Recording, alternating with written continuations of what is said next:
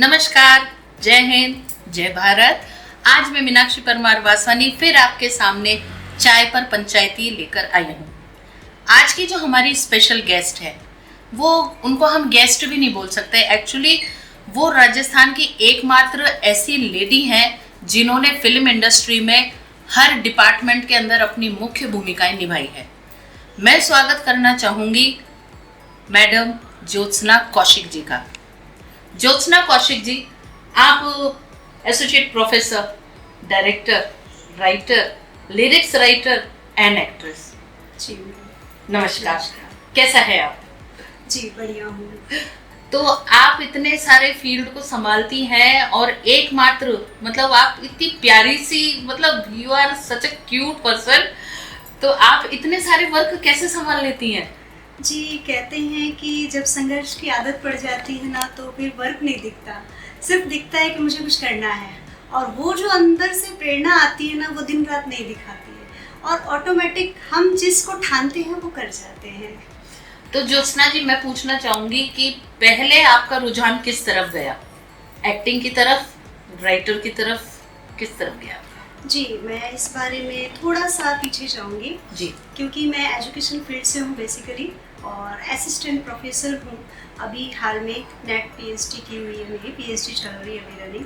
तो जब मैं छोटी थी 4th क्लास में, तो क्योंकि मैं हिंदी सब्जेक्ट से हूँ और अभी एजुकेशन में भी चल रहा है मेरा पीएचडी, तो हिंदी सब्जेक्ट में हमें कविता लेखन, कहानी लेखन, कविता से नाट्य रूपांतरण, नाट्य का किस तरह से मंचन होगा, ये सारी चीज़ें हमारे कोर्स में आती है।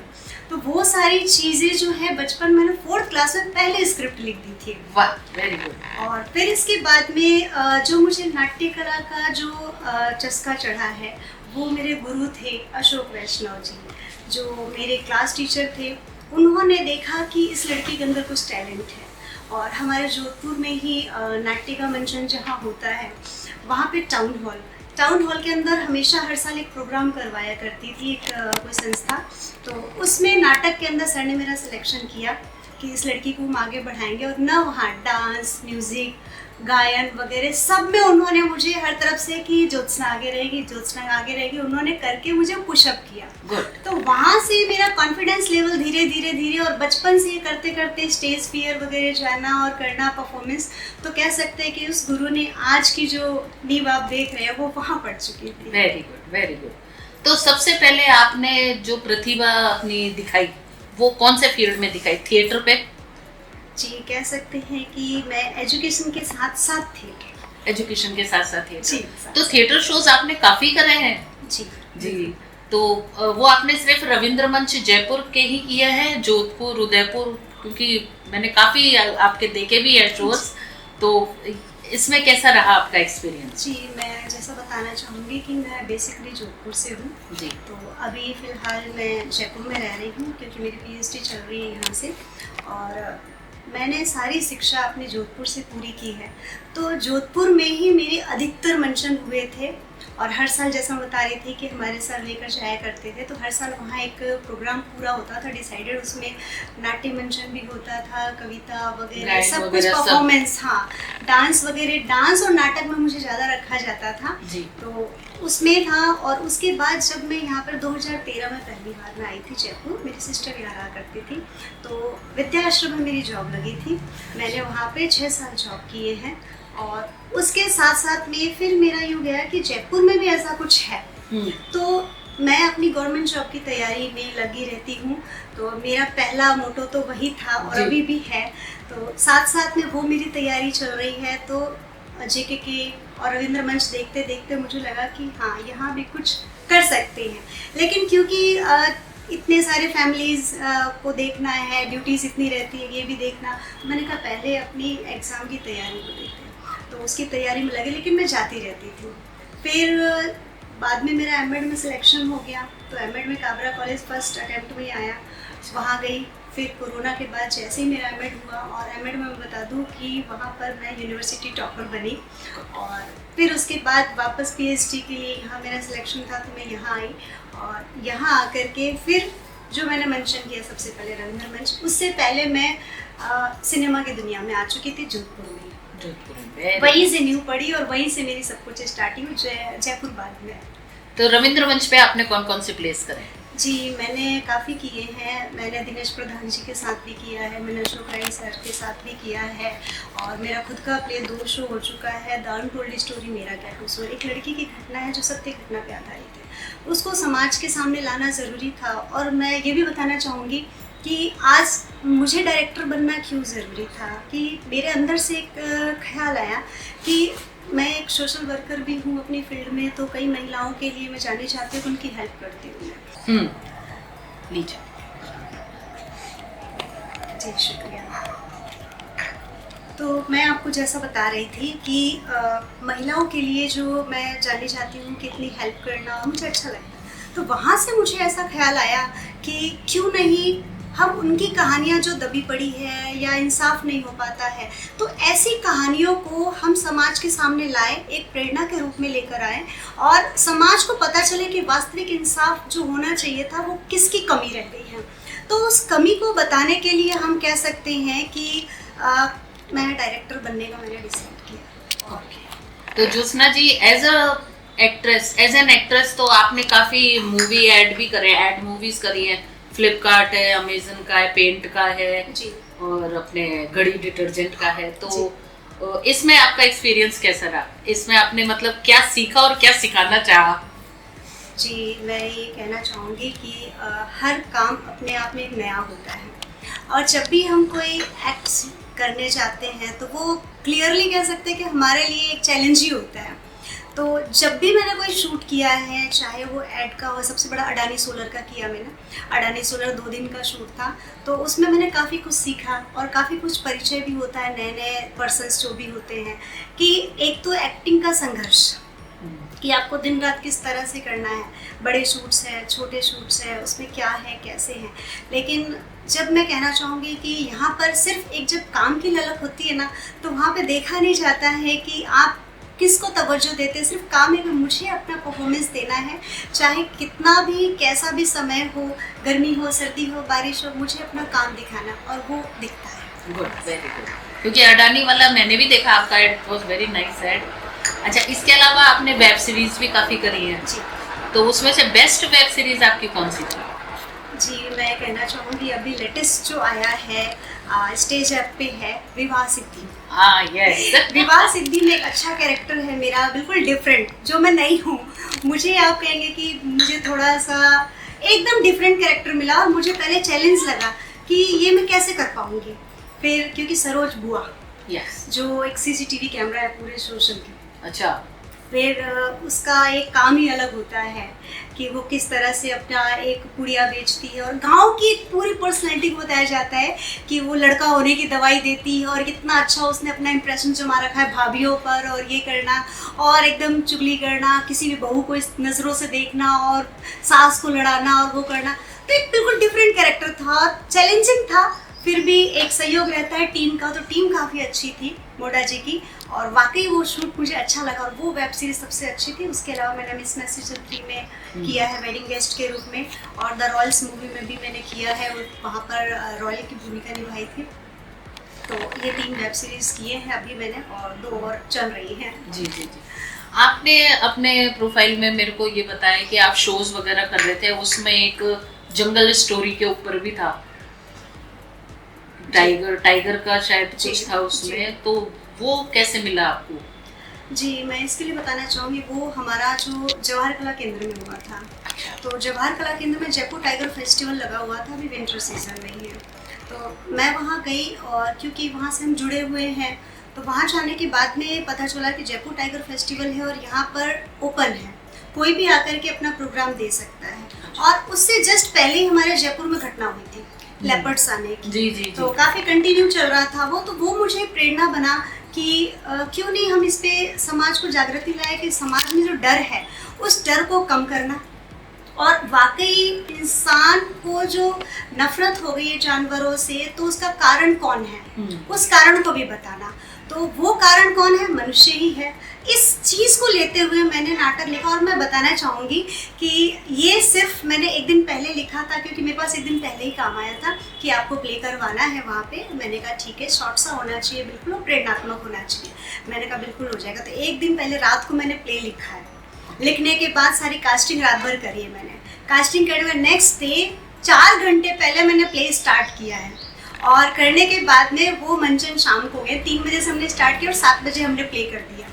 और वो इतना अच्छा मैसेज गया था और लोगों को वाकई बहुत पसंद आया था, और लोगों में जागृति भी आई थी कि हाँ, हम सभी मित्र ही हैं, हमें मित्रवत रहना चाहिए, और उनके लिए सुरक्षात्मक उपाय हैं वो हम उपाय को अगर करेंगे तो वो शायद बाहर नहीं आएंगे, और हम भी सुरक्षित हैं, उन्हें भी सुरक्षित। नहीं, बहुत अच्छा मैसेज आया था इससे कि जो जानवर और इंसान के बीच में आजकल बहुत स्ट्रगल चल रहा है कि इंसान जो है सिर्फ जानवर को एक भक्षक ही मानता है, बिल्कुल, जबकि बेचारा जानवर इंसान से अपनी रक्षा चाहता है। वो ये कहता है कि मैं आपको हार्म नहीं करूंगा, लेकिन आप मेरे साथ थोड़ा सा टॉलरेट करो, मेरे को थोड़ा समझो। एग्जैक्टली, है ना? यही आजकल चल रहा है, क्योंकि आजकल डॉग्स को देख लो, कैट्स को देख लो, किस तरह से वायलेंट फीचर्स वीडियोस आते हैं। तो उसके लिए जो आपकी ये मूवी है, दैट वाज अ वंडरफुल। बहुत अच्छा लगा मुझे आपका ये प्ले। मैं बेसिकली पॉइंट पे इसी पे ही आना चाहती थी। मैंने कहा एनिमल के बारे में आपका क्या रुझान है ये। तो इसके अलावा आपने काफी सारी शॉर्ट मूवीज भी डायरेक्ट की है, कुछ उनके बारे में बताइए। जी, मेरा कारवा कामयाबी का चैनल है, और कारवा कामयाबी का चैनल मैंने क्यों खोला, ये भी एक कह सकते हैं कि समाज सेवा ही है। मेरे एक्टर्स जो हैं, उन एक्टर्स के पास प्रोफाइल नहीं होती थी। जब भी वो ऑडिशन देने जाते थे तो उनसे पूछा जाता था कि आपके पास एक्सपीरियंस है, आपके पास प्रोफाइल है। तो कई लोगों को वहाँ पर नेगलेक्ट भी देखना पड़ता था कि उनका सिलेक्शन नहीं होता था। फिर उन बच्चों ने कहा कि मैम हम क्या करें, हमें कोई काम देता नहीं है, हम प्ले कर रहे हैं और इसके साथ में हमें फिल्म में भी तो जाना है। मैंने कहा चिंता मत करो, मैं हूँ ना। फिर मैंने कहा मैं बनाऊंगी तुम्हारे लिए पिक्चर, तुम चिंता मत करो। और फिर मैंने उनके लिए एक प्लान बनाया और अपने कारवा कामयाबी का चैनल स्टार्ट किया। वो चैनल सिर्फ उनको समर्पित किया। Very good. जो भी डेडिकेटेड पर्सन है, सीखना चाहते हैं और एक्टिंग लाइन में वाकई कुछ करना चाहते हैं, तो ऐसे लोगों को मैंने वहाँ पर फोकस किया और उनको सिखाने के साथ ही उनके लिए शॉर्ट मूवीज बनाई हैं। और उसका एक प्रेरणा और है कि समाज को प्रेरणा दें। सिर्फ सारी मूवीज मेरी ऐसी मिलेगी जिसमें प्रेरणा होगी, कोई सत्य घटना होगी और समाज से रिलेटेड वास्तविक चीजें ही वहाँ पर दिखाई जाएंगी। मोटिवेशनल ज्यादा है आपकी फिल्म, जिसमें एक कॉल की दूरी है। इसको आप देखेंगे अगर मेरे कारवा कामयाबी का चैनल पे, तो एक कॉल की दूरी को प्रेमचंद बैरवा जी, जो हमारे उप मुख्यमंत्री हैं, उन्होंने हमारे फिल्म का पोस्टर विमोचन किया था। पीके मस्जिद जो अपने आप में आज जाने जाते हैं, उन्होंने प्रमोशन किया था। और इसके साथ ही वो फिल्म पूरी तरह से जो आज की ट्रैफिक व्यवस्था है, यानी कि जो दुर्घटनाएं हो रही है, एक्सीडेंट्स हो रहे हैं, एक्सीडेंट्स होने के बाद आम पब्लिक किस प्रकार का रिएक्ट करती है और उन्हें वास्तविक जो व्यवहार है वो क्या अपनाना चाहिए, इंसानियत का जो मैसेज था वो मेरी इस फिल्म में दिखाया गया है। कई बार राजस्थान पत्रिका, दैनिक भास्कर और दैनिक नवज्योति, सभी अखबारों में लगभग इसको कवरिंग की गई थी। तो ये पूरी तरह से एक समाज की जागृति है कि हमें वर्तमान में किस तरह से सड़क दुर्घटनाओं को बचाना या फिर लोगों में जागृति लाना, ताकि हम ये छोटी छोटी सी जो चीज़ें होती है उन पे गौर करके हम इन चीज़ों को रोक सकते हैं। वो बनाया। उसके साथ ही मैंने जो हम खाना व्यर्थ कर देते हैं, अब मैंने आखिरी निवाला बनाया है कि कहीं तो कोई एक निवाला के लिए मर जाता है। एक बच्चा जो है अपनी माँ की गोद में दम तोड़ रहा है क्योंकि उसके पास खाना नहीं है। और कहीं पर हम शादियों में इतना खाना वेस्ट करते हैं कि कुछ कह नहीं सकते। तो उस चीज़ों को भी एक दर्दनाक स्थिति में दिखाया है कि नहीं, इन चीज़ों को हमें रोकना पड़ेगा। आपकी और भी शॉर्ट मूवीज है, मोस्टली मैंने देखा है कि इनकी जो 2-3 फिल्में हैं वो सिर्फ आखिरी, ऐसा क्यों? जी, कहना चाहूँगी कि एक मैसेज, क्योंकि आखिरी इसलिए है क्योंकि वहाँ तक सोच उनकी आखिरी थी। अच्छा, समाज को जगाना है। जी। तो समाज की जहाँ सोच आखिरी हुई है कि नहीं, इसके बाद उनकी जागृति खत्म हो जाती है। अब वहाँ जब वो फिल्म देखेंगे तो वहाँ से नई जागृति होगी। तो इसलिए आखिरी कुछ फिल्मों का आखिरी फोटो, आखिरी तो वो जागृति के साथ ही अभी मेरी जो नई फिल्म बन रही है और हम अगले महीने उसको रिलीज करने वाले हैं, जहाँ रास्ते मुड़ते हैं। ये एक कह सकते हैं कि वर्तमान में ऐसे शिक्षाप्रद एक टॉपिक लेकर आ रही हूँ मैं समाज के लिए कि उसमें अभी रिलीज होगी और अभी इसका प्रमोशन और विमोचन का कार्य चल रहा है और पोस्ट एडिटिंग का काम भी चल रहा है। लेकिन वो आज के जो वर्तमान रिश्ते हैं पति पत्नी के, हमने सुना था कि नीले ड्रम में काट के डाल दिया।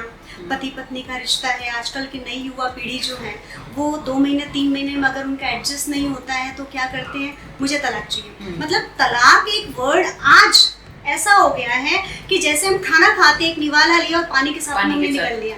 बट ये पुराने जमाने में तलाक लेना एक बहुत बड़ा शाप हुआ करता था। तो उसके ऊपर की तलाक अंतिम हथियार नहीं है।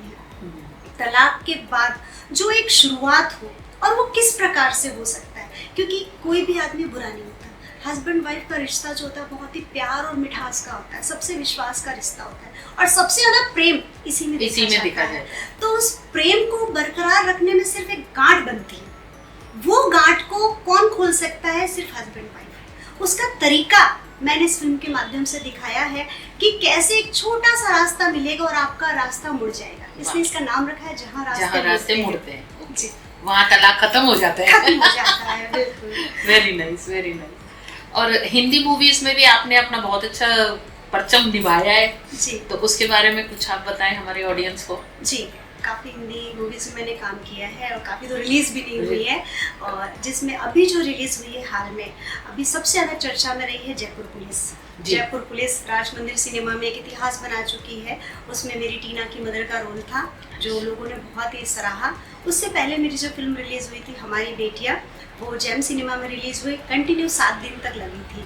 जेम सिनेमा में जो मेरी हमारी बेटियाँ लगी थी उसमें मैं चीफ असिस्टेंट डायरेक्टर भी थी, डायरेक्शन भी किया था, और उसके साथ ही उसमें मेरा लीड एक्ट्रेस की भूमिका भी थी, जिसमें लोगों ने मेरे एक्टिंग को सराहा, और सराहा ही नहीं, वहाँ से मेरे एक्ट के साथ साथ में रोके भी गए हैं। सबके बहुत ही मार्मिक आपका रोल है उसके अंदर जी। वो और ट्रेलर में ही देख लिया था मैंने आपको, मैंने कहा यार बहुत मार्मिक कैरेक्टर निभा रहे हैं आप इसमें। जी, और सबसे बड़ी उपलब्धि मेरी ये थी कि आज जितनी भी फिल्मों में मैंने काम किया है, उड़न हमारी आने वाली है आगे फिल्म जो है, उसके साथ में अभी एक और है जहाँ तुम हो, उसके लिए अभी काम शुरू हो चुका है, और रस्सी का सांप उसमें भी मैंने डायरेक्शन किया है। तो कई सारी मूवीज अभी आई नहीं है, 2 रिलीज हुई है अभी, और बाकी 1 by 1 आनी बाकी है। एलएस फिल्म्स का भी आपने करा है जी, उसमें भी मैंने थार कहानियों में भी किया हुआ है मैंने, और ये सब कंटिन्यू चल रहा है। लेकिन इसके साथ भी जहाँ भी मैंने काम किया है वहाँ एक्टिंग को देख के जो मेरी सबसे बड़ी उपलब्धि हुई है वो मैं आपको ईमानदारी से बताना चाहूँगी कि मेरी एक्टिंग को देख के कई डायरेक्टर्स ने ये बोला है कि नीलू के बाद अब राजस्थानी सिनेमा में कोई एक एक्ट्रेस आई है। ये मेरे लिए एक सबसे बड़ी उपलब्धि है कि मैंने जो मेहनत की है शुरू से और जो अपना संपूर्ण समर्पण दिया इस एक्टिंग लाइन को, वो आज इस एक शब्द ने मेरा परिपूर्ण कर दिया। वाह, बहुत अच्छी बात है। तो ज्योत्सना जी मुझे एक बात बताइए, बॉलीवुड मूवीज और राजस्थानी मूवीज हम बहुत वेरिएंट देखते हैं इसमें, तो उस वेरिएंट को कम कैसे करा जाए? क्योंकि जहाँ पे कंपैरिजन की बात आती है तो मोस्टली बॉलीवुड फर्स्ट आता है जी, और हम दूसरी रीजनल मूवीज भी देखते हैं, तेलुगु है, तमिल है, पंजाबी है जी। तो राजस्थानी फिल्म्स को इतना क्या बोल सकते हैं अपन, प्रोग्रेस क्यों नहीं मिल पा रही है? इसके पीछे क्या कारण है? जी, मैं आपको बताना चाहूँगी, जो मेरे नज़रिए से, हो सकता है दूसरों का नज़रिया अलग हो, मेरे नज़रिए से मैं ये कहना चाहूँगी सबसे जो बड़ी बात है यहाँ पर है एक पैसा, यानी कि पैसा हो। अभी आपने देखा धुरंधर मूवी, तो उसमें हम ये नहीं कह सकते कि शॉर्ट अमाउंट लगा होगा। no. जितना अमाउंट लगेगा उतने ही ज़्यादा हमें चीज़ें मिलेंगी, और मिलेंगी तो वो चीज़ें निकल के आएगी बखूबी। कहते हैं ना कि एक ब्रांडेड कपड़े में और उस कपड़े में अंदर, क्योंकि हम पैसा लगाते हैं तो पैसा लगता है। इसके साथ कि यहाँ पर सरकार को थोड़ा सा और चाहिए कि हाँ, कि सरकार इतना ज़्यादा जो एक्टिंग लाइन है ना, इसमें आज इतनी कमियां क्यों हैं? क्योंकि सरकार का एक सहयोग मिलेगा। सरकार का सहयोग मिलेगा तो हर एक डायरेक्टर जो अपनी चीज़ कहना चाहते हैं, समाज के सामने लाना चाहते हैं, वो ला सकते हैं। तो चाहे उसमें आपके बजट की प्रॉब्लम हो या कहीं शूट लोकेशंस की प्रॉब्लम हो, तो उन चीज़ों में उनका सहयोग मिलेगा ना, तो हम अच्छे से अच्छा शूट कर सकते हैं।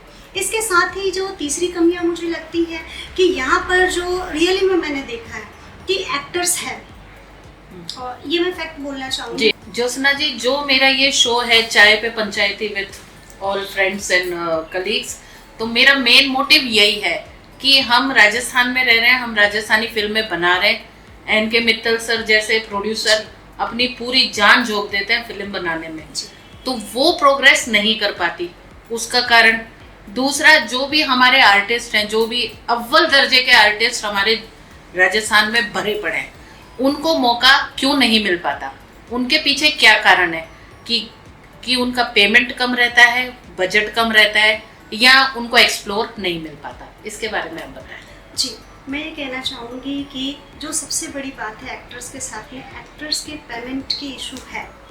पेमेंट का इशू बहुत ही ऐसा है कि जितना बड़ा एक्टर है, उसकी एक्टिंग की क्वालिटी है ना, उसके अकॉर्डिंग उसको पेमेंट नहीं मिलता। तो सभी समझते हैं कि आज संघर्ष से हर एक आदमी एक्टिंग लाइन में चल रहा है, क्योंकि परमानेंट वर्क नहीं है। आज काम मिला, कल काम नहीं है, तो इस आधार पर जो मिलेगा उस पर उसके कुछ दिन तो चलते हैं जी। और वो कंटिन्यू नहीं भी मिल पाते, कई बार नहीं भी मिले हैं, तो वो चीज़ें भी हो जाती है, बजट की प्रॉब्लम हो जाती है। और उसके साथ ही सबसे बड़ा जो रीज़न है, यहाँ पहचान के आधार पर कई बार एक्टिंग लाइन में लोगों को घुसा दिया जाता है, तो वो चीज़ें भी सही नहीं है, तो वो पिक्चर निकल के आती ही नहीं। वो कॉम्प्रोमाइज लेवल पे आ जाते हैं। जो एक्टर है, उस एक्टर को कहें तो वो रोल नहीं मिलता है जो वो दिखा सकते हैं, और जो एक्टर नहीं है उनको इतने रोल दे दिए जाते हैं कि पूरी पिक्चर ही पिक्चर थी, क्योंकि वो विदाउट बजट काम कर लेता है। जी, ये सच्चाई है, जिस वजह से राजस्थानी सिनेमा को आगे ले जाने में कहीं ना कहीं कठिनाई का अनुभव करना पड़ रहा है। जहाँ तक बात है लखविंदर जी और एनके मित्तल जी,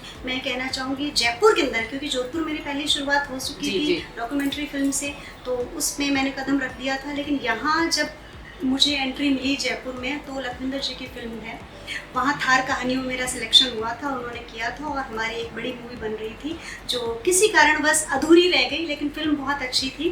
और उसमें उनका सहयोग, उनको मैंने देखा कि एक नए एक्टर के साथ में, क्योंकि उनके लिए मैं नई थी जी, तो उस तरह से उन्होंने जो सहयोग दिया और सपोर्ट किया, और सपोर्ट करने के बाद जो रीज़न हुआ, उस रीज़न के कारण पिक्चर रुक गई। उस कारण देखो आज मेरी भी चीज़ें नहीं आ पाई। सही बात। मेरी एक्टिंग कब की निकल के आ जाती जयपुर में, लेकिन वो नहीं आ पाई, वो दबी रही।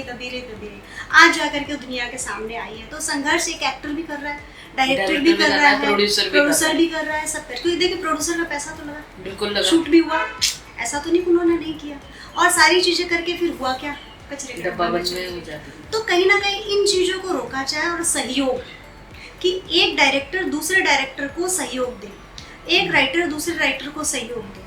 तो जब एक दूसरे को सहयोग कर, टांग खींचने के बजाय हम सहयोग की भावना लेकर चलेंगे, तो एक से दो काम बनेगा। और कहते हैं ना कि एक चेन जुड़ती जाती है। हाँ, चेन टू चेन जुड़नी है। आप मेरे लिए आज कुछ करोगे तो मैं कल आपके लिए दूंगा, नेचुरल बात है। तो ऐसी यूनिटी जब बन जाएगी ना, तो फिल्म में यूं निकल के आएगी कि यार तुम करो, मैं तुम्हारे साथ खड़ा हूँ। फिर देखिए आप क्या चीज निकल के आती है। तो ये कुछ कमियां हैं जो राजस्थान के अंदर हमें देखें तो राजस्थानी सिनेमा भी आगे जा सकती है। बिल्कुल सही कहा ज्योत्सना जी। यही संदेश जो है हमारे राजस्थान के डायरेक्टर प्रोड्यूसर्स को मिलना चाहिए, क्योंकि मोस्टली ये होता है, अगर कोई बेचारा नया डायरेक्टर अगर अपना कुछ मूवी बनाना चाह रहा है तो बड़े डायरेक्टर्स उसको दबा देते हैं, उसके सपोर्ट नहीं करते हैं। जबकि होना ये चाहिए कि चाहे तेरे पास बजट कम हो नहीं हो, हम लोग तुम्हारे साथ है। एक बॉन्डिंग चाहिए, वो कहते हैं ना कौन सा, फेविकॉल बॉन्ड। अगर फेविकॉल बॉन्ड अगर हमारे सारे आर्टिस्ट, प्रोड्यूसर, डायरेक्टर एक दूसरे से जुड़ जाए तो फिर राजस्थानी सिनेमा को पीक मिल सकता है, जैसे कि और रीजनल में फिल्मों को मिलता है।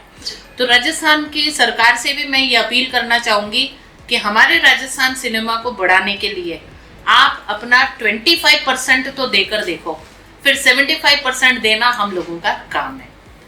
तो ज्योत्सना जी, इस चर्चा को यहाँ समाप्त करते हुए मैं आपसे पूछना चाहूंगी कि हमारे जो नए आर्टिस्ट जो आ रहे हैं, जो आगे बढ़ना चाहते हैं, उनके लिए आप क्या संदेश देना चाहेंगे?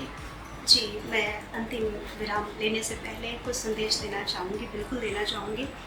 ये है, सबसे पहले तो मैं ये कहना चाहूँगी कि आज जो कुछ भी मैं हूँ, आज जो आप मुझे देख रहे हो, मुझे अपनी चीज़ें दिखाने का मौका, चीज़ें तो थी लेकिन वो बाहर कैसे एक्सप्लोर नहीं है। हाँ, मेरे हस्बैंड, ये दुनिया में बहुत कम होता है, तो जिनके भी हस्बैंड है, मैरिड है और महिलाएं हैं, अगर वो किसी फील्ड में जा रही हैं तो उनके हस्बैंड सबसे ज़्यादा सपोर्ट करें। एक मोरल इतना अच्छा सपोर्ट मिलता है ना, तो वो अपने आप में एक ब्रेव बन जाती है। बिल्कुल।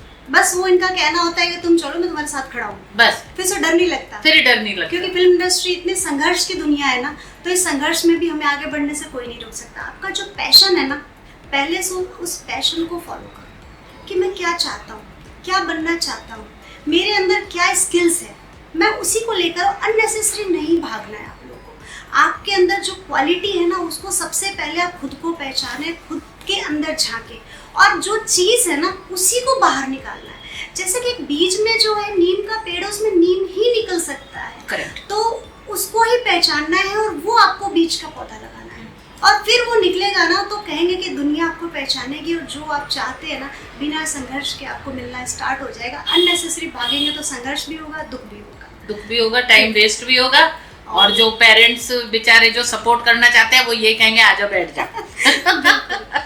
नहीं, ये आपने बहुत सही बात करी ज्योत्सना जी कि फैमिली सपोर्ट होना 100% देना है। क्योंकि पर्सनली अगर मैं भी मेरी बात करूं तो ये मेरे हस्बैंड का ही सपोर्ट है कि मैं आप लोगों के साथ बैठी हूँ, आज चर्चा कर रही हूँ जी। तो ज्योत्सना जी, मैं आपका बहुत बहुत शुक्रिया अदा करना चाहती हूँ, आप हमारे शो में आए और एक बहुत अच्छा मैसेज आपने पब्लिक को दिया। तो फिर मिलते हैं नेक्स्ट चाय पे पंचायती करने के लिए, आपकी मीनाक्षी।